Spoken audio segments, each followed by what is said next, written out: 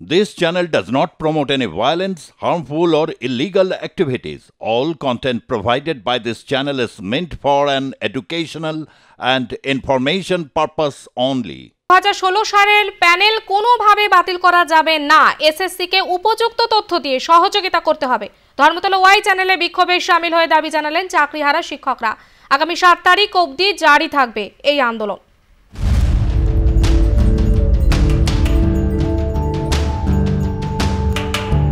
গত কয়েক বছর ধরে যেভাবে চাকরি প্রার্থীরা রাজপথে নেমেছিলেন এবং তারা আন্দোলন চালাচ্ছিলেন, তারাও দাবি করছিলেন যোগ্য।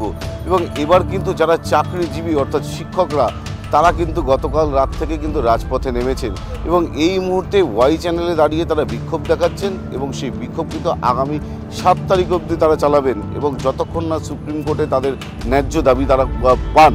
এবং সেই ক্ষেত্রে দাঁড়িয়ে তারা সরাসরি কিন্তু এসএসসির দিকেও কিন্তু তোপ দাগছেন এবং তাদের দাবি যে সেগ্রিগেশন, সেই সেগ্রিগেশনের তথ্য কিন্তু এসএসসি জমা দিক সুপ্রিম কোর্টে, তাহলে কিন্তু যারা যোগ্য তারা কিন্তু চাকরি ফিরে পাবেন।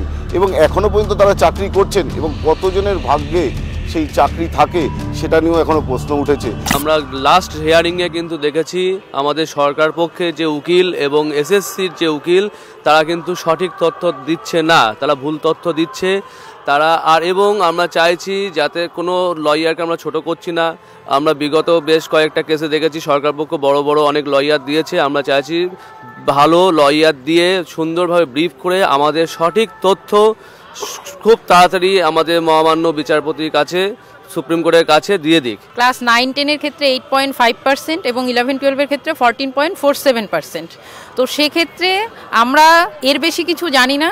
অলরেডি সিবিআইকে যা তথ্য, সিবিআই যা ইনভেস্টিগেশন করেছে এবং এসএসসি যা তথ্য দিয়েছে সেই অনুপাতে ওরা করেছে, সেই বেসিসে করেছে রিপোর্টটা। এবার আমরা চাইছি যে আমরা সেই সব দুর্নীতি, সেই সব যা করেছে, কোথায় কি করেছে আমরা কিচ্ছু জানি না। আমরা যারা যোগ্য, এত পার্সেন্ট যারা যোগ্য রয়েছি, যেটা অলরেডি আমাদের চোখে সেগ্রিগেশন এক ধরনের হয়ে গিয়েছে, এবার সুপ্রিম কোর্ট সেটাকে মান্যতা দেবে এবং এসএসসি কিভাবে সেটা সেগ্রিগেট করার জন্য আরও আগামী দিনে সহায়তা করবে, সেটাই আমাদের অনুরোধ। টোটাল দুর্নীতির সংখ্যাটা এমনভাবে মিডিয়া বা আমাদের বিরোধী লয়ার এমনভাবে দেখানো হচ্ছে যে সংখ্যাটা একটা বিরাট 6, 7, 8। আসলে আমি এটা স্পষ্ট করতে চাই যে দুটো ভাগে আমাদের রিক্রুট হয়েছে, একটা এসএলএসটি, একটা আরএলএসটি। আরএলএসটির মাধ্যমে রিক্রুট হয়েছে নন টিচিং স্টাফ, আর এসএলএসটির মাধ্যমে রিক্রুট হয়েছে 9 to 12 টিচার। আমরা এখানে উপস্থিত শুধুমাত্র 9 to 12 এর যোগ্য শিক্ষক শিক্ষিকা বৃন্দ। এখানে আমাদের আরএলএসটি থেকে রিক্রুট কোনো গ্রুপ সি, গ্রুপ ডি আমাদের সঙ্গে নেই। এবার আমার পরিষ্কার বক্তব্য যে এই সংখ্যা আপনারা দেখতে পাচ্ছেন, নবম থেকে দ্বাদশে টোটাল আমাদের রিক্রুটমেন্ট হয়েছে 17,206। নবম থেকে দ্বাদশ পর্যন্ত টোটাল রিক্রুট 17,206। তার মধ্যে সিবিআই তদন্ত এবং বাক কমিটি, যেটা কলকাতা হাইকোর্টের তত্ত্বাবধানে হয়েছিল, সেই সিবিআই এবং বাক কমিটির ইনভেস্টিগেশনের ভিত্তিতে যে রিপোর্টটা ফাইন্ড আউট হয়েছে, তার একটা মোটামুটি তথ্য দিয়ে দিয়েছিল যে এতজন জাম্পিং ক্যান্ডিডেট রয়েছে, এতজন রয়েছে, তা সত্ত্বেও কেন এটা হচ্ছে? সেই সংখ্যাটা 1803, কিন্তু 1803 জনের জন্য কেন বাকি যোগ্য 15,403 জন শিক্ষক আজ রাস্তায় এসে খোলা আকাশের নিচে এই গভীর শীতের মধ্যে তারা রাত কাটাচ্ছে? বাড়ির লোক বা সবাই খুবই টেনশনে রয়েছে যে কি হবে বা কি হতে চলেছে, আমাদের আগামী জীবন কিভাবে কাটবে, কতটা দুশ্চিন্তায় রয়েছি। তো আমরা চাইছি সবাই মিলে যে এই দুশ্চিন্তা থেকে যেন আমাদের মুক্তি দেওয়া হয়। শিক্ষকরাই সমাজ গড়ার কারিগর, সেখানে শিক্ষকদেরই এবার রাজপথে নামতে হচ্ছে। একদমই, আমি ম্যাডামের কথার সাথে একটু সংযোজন করব।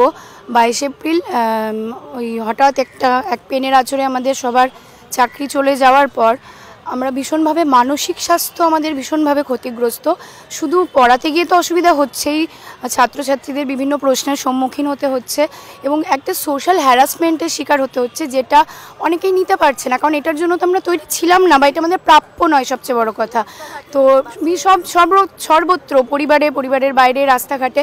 তো এই শুধু এটা সেগ্রিগেশন, প্রপার একটা সেগ্রিগেশন করে দিয়ে যে 1803-এর লিস্ট আছে সেটা প্রপারলি করে বাকি যাদের নাম ওখানে নেই তারা সবাই যোগ্য, এই ছোট্ট কথাটা বলে দিলেই কিন্তু আমাদের সবার মুক্তি। তাদের দাবি যে সেগ্রিগেশন, সেই সেগ্রিগেশনের তথ্য কিন্তু এসএসসি জমা দিক সুপ্রিম কোর্টে, তাহলে কিন্তু যারা যোগ্য তারা কিন্তু চাকরি ফিরে পাবেন।